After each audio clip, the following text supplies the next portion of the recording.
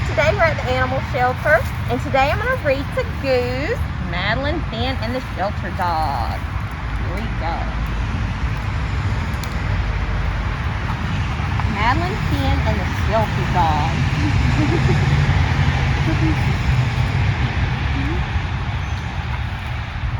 I ask Mom every single day, in the morning, in the evening, even when we're out, and finally she says yes. Hello, Madeline Finn, Mirror's Dimple says when we arrive. Your mom says you're ready to pick out one of Bonnie's puppies. Yes, please, I say, but first I give Bonnie a big hug. Hi, Bonnie. I'm so excited I can't decide which puppy to choose. I love them all, I tell Mom. Why don't you see if someone picks you? Mirror's Dimple asks. So I close my eyes and think of the name I picked for my puppy. Star, I whisper, and the littlest one crawls right into my lap. Woof, he says, real soft. It worked, I say. Is this how you choose Bonnie? Not quite, Mirror's Dimple says. There are lots of ways to find animals. Do you know what a shelter is? I look at Mom. A shelter is a place where animals wait for good homes, she says. Like a hotel, I ask? Sorta. Here's Dimple says, except the animals want homes where they can stay forever.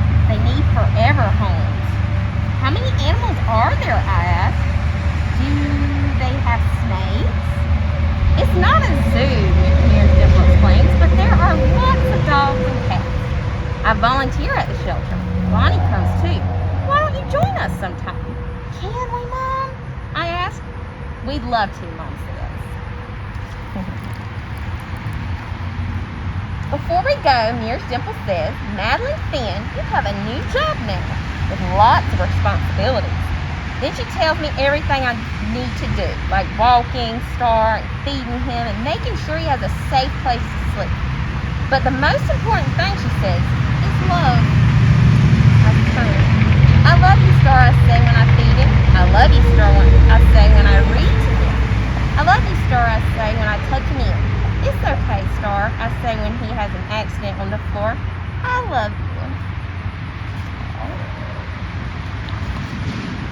On Saturday, Mirror's Dimple invites us to the shelter.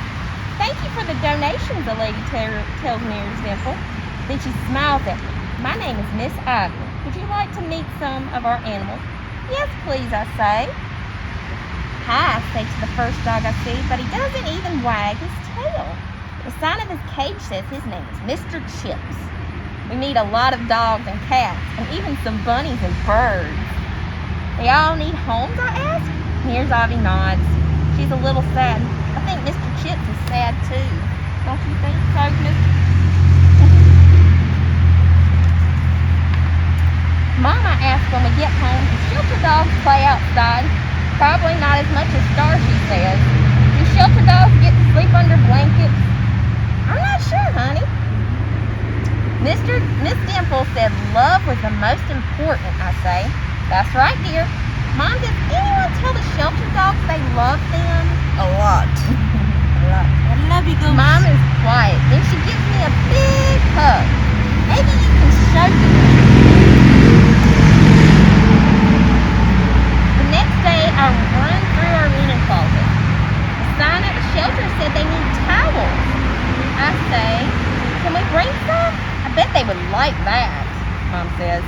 Miss Ivy is happy to see us. Thank you, Madeline Finn, she says. These will make soft beds for the animals. But when we leave, I noticed there weren't enough towels for all the animals. And Mr. Chip still looks sad. Well, before bed, I practice reading to Star. Then I whisper in his ear, I love you, Star. Woof, he says, real soft. When Mom tucks us in, I say, Star loves when I read to him. He sure does, sweetie. Mom, yes, dear. Does anyone read to the shelter dogs? Yeah. In the morning, we talk with Mirror's Dimple about my new idea. Then Star and I spend all week collecting towels and blankets from the neighbors. I make special signs. Ms. Dimple helps me hang them in the library.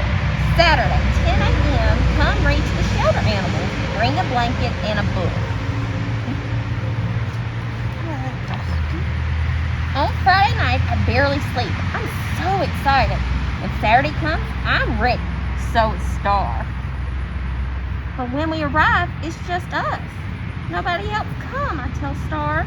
Woof, he says real soft.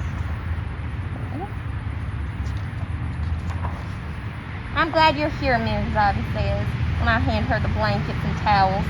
Why don't you get started? I sit by the first dog. We're both a little nervous, but when I start reading, she wags her tail. The next dog perks up his ears when I read to him. Even the cats around the corner are listening. But after my fifth story, I'm still the only one here. I don't have enough books, I tell Miss Ivy, or enough blankets. I know Madeline Finn, she says. I know. Then I hear footsteps. Wonder who's coming. It's Goose. Bonnie comes first. Behind her are lots of kids with lots of books and lots of blankets. Sorry we're late, I hear a parent say. There was a crowd at the library checking out books. Miss Ivy shows everyone how to sit with the dogs and read to them. Pretty soon the shelter looks like a library. Did everyone get a story? Asked Mom. I think so, sweetie. And a blanket? Almost, Mrs. Dimple says. Take a look. I peek around the corner.